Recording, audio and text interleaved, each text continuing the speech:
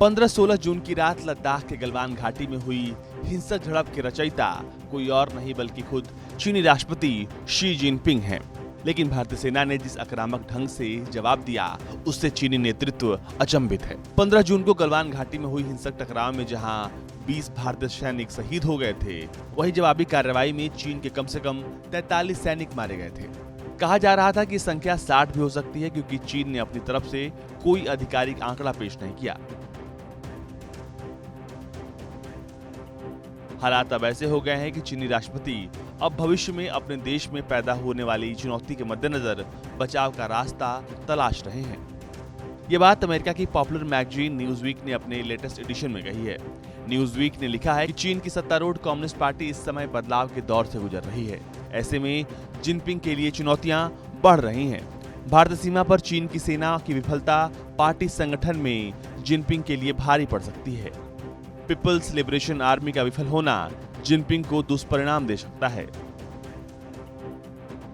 पैंगोंग सो झील के उत्तरी किनारे पर पीएलए ने घुसपैठ कर अड्डा जमाया तो उसे जवाब देने के लिए नजदीकी पहाड़ियों पर भारतीय सैनिकों ने कब्जा जमा लिया। चीनी सैनिकों की सारी गतिविधियां भारतीय सैनिकों की नजर में है।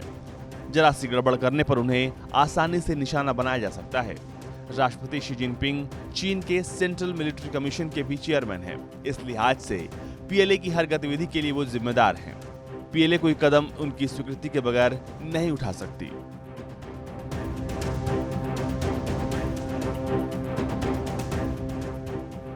इसलिए निश्चित रूप से सेना के सर्वोच्च अधिकारी के रूप में जिनपिंग ने ही भारतीय सीमा के उल्लंघन के लिए हरी झंडी दिखाई है। पत्रिका ने foundation for defence of democracies के लियो पास्कल के अनुसार गलवान में हुए टकराव में चीन के मारे गए सैनिकों की संख्या 60 तक हो सकती है।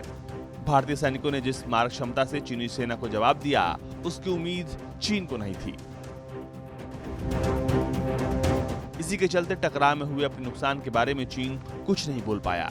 ये बात जिनपिंग के लिए आने वाले दिनों में भारी पड़ सकती है। चीन की सेना के लिए अचंभित होने का दूसरा मौका तब आया जब सितंबर की शुरुआत में भारतीय सैनिकों ने आसपास की पहाड़ियों की चोटियों पर कब्जा कर लिया। इससे घाटी में मौजूद सारे चीनी सैनिक उनके निशाने पर आ गए। चीनी सैनिकों ने भारतीय सैनिकों से पहाड़ियों का कब्जा छुड़ाने की कोशिश भी की, लेकिन वो विफल रहे।